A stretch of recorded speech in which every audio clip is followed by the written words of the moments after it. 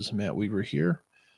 I am in my studio trying to do a live broadcast here. I had a different mic set up, so I went back to the mic that I had um, before.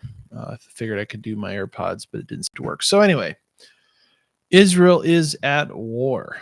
What do we do? Or what is our response? What do we know? I guess I was listening to different sources, and I've been listening to different people talk about what's going on over there, and it's really horrific. It's horrifying what has happened. They're likening it kind of to Israel's Pearl Harbor. There's a lot of what's the word I'm looking for? There's a lot of people that have been affected by this, and not in a positive way. And hundreds have been killed. You're looking at a ground war. You're looking at a lot of really ugly things that are probably going to take place here as they're cleaning out Hamas. It's similar in some ways to 2014 with the Israel-Gaza war. I was actually there in 2014, and I was actually back in 2019. I was there as well when they had I think it was like 800 plus rockets that were launched, and this is at a scale that they have not seen in decades from an enemy, really. And so this is going to fundamentally change the political environment, I would say, in Israel as a whole. They've struggled to have good elections. They've struggled to get somebody in power. And what this has done is they have dropped the political nonsense, and they have said, let's band together, and this will unite another generation of Israelis. So from that standpoint, it's kind of interesting to see what's going to take place. Do I know the outcome? Nobody knows the outcome per se, but yes, Israel is much stronger in power and force than Gazans are. But it still is amazing that Gazans have gathered this many resources, and how they did that is really kind of a mystery. So it's really tough. It's really tough to see. I've been down to the areas. I've been through some of the villages and towns that have been attacked, and yeah, I can't imagine. I can't imagine where, like, here in the U.S., it would be like a rival state or even a rival county um, lobbing rockets into the neighbors' backyards just because they don't like who they are. That they're Jewish people, that they're living in their ethnic homeland. I understand there's political divides, there's political differences, and both can really point to their ethnicity and say that they're ethnically allowed to live in the land of Israel. But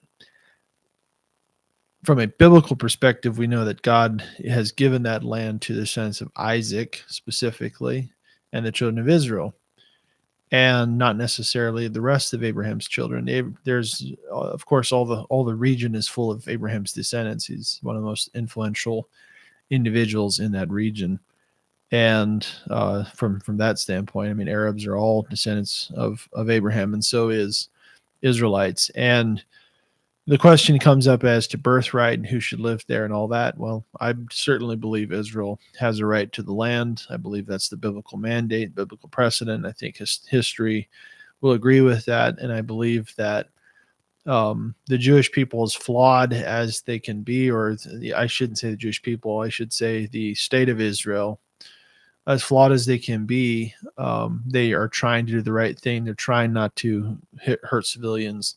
They're trying not to um, react in a way that could be perceived negatively by the international community, which is diametrically opposite of what happened with Hamas. Hamas, indiscriminate killing, indiscriminate murder that has taken place. They've taken hostages. They're threatening to kill those hostages. They have no.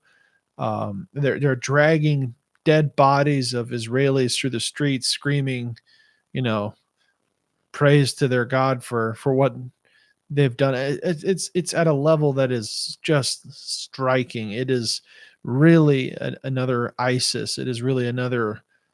It's just a level of barbarity that is surprising, I guess, to see, and I think will cement for many years the position of Hamas, and which is anti-Israel, which is terrorist, which is evil, which is a menace to the humanity.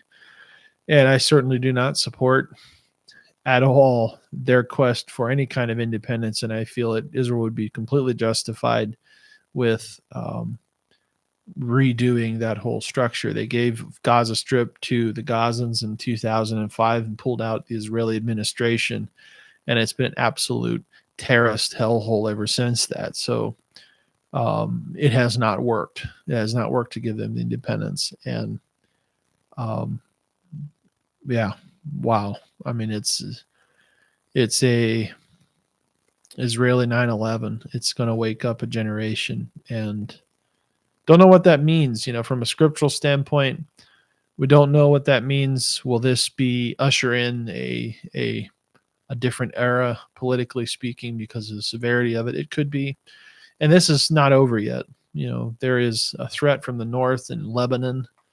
Hezbollah, which is Iranian funded, is up in Lebanon, threatening to attack as well. And so we have to pray that God will um, protect Israel and give them wisdom, because there's at least freedom of religion there. There are many believers there, and war is just not a solution. But let's pray for them. Let's pray for Israel. Let's pray for the Palestinians as well, even though there's no excuse to this indiscriminate slaughter of women and children. There is no excuse, absolutely no excuse. And I will say, my heart goes out to people that have suffered, people that are in fear, people that I know that are in bunkers, depending obviously when the rockets are coming in, but have spent time in bunkers hiding, hoping that they'll make it and that nobody will be hurt. It's really moving. I remember back in a year and a half ago, we were in Israel during Independence Day, and we were in Gush Etzion at an Independence Day event, and literally everybody there knew somebody who's died for the right to be Israeli, or for the right of the state to exist. And it's hard for me to relate to that. I come from a country where we've not had those kinds of wars. I mean, sure, I know people that have died, et cetera, or even fought, veterans, et cetera, but to think about that from a young on age, met a girl whose dad was killed in a terrorist attack.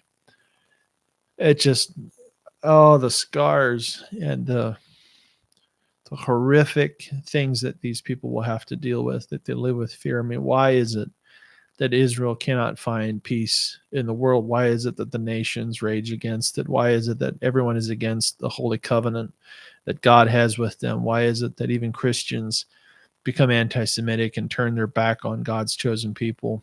These are mysteries I don't understand. I don't understand the purpose. I don't understand the meaning or the value of these kinds of hate, and it's just shocking.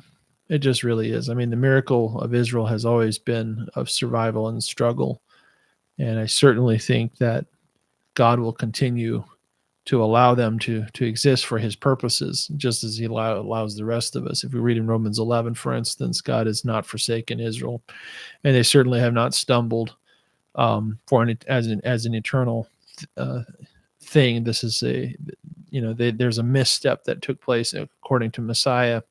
This was Paul's theology that all Israel would be saved, that they would all turn their hearts back to the Lord. Zechariah 12 and 14, we see that kind of returning taking place. And so my prayers for that to take place, my prayers for this to open up doors for organizations and people to share the gospel with suffering and hurting Israelis. And there are going to be a lot of needs, not just for Israelis, but for Gazans.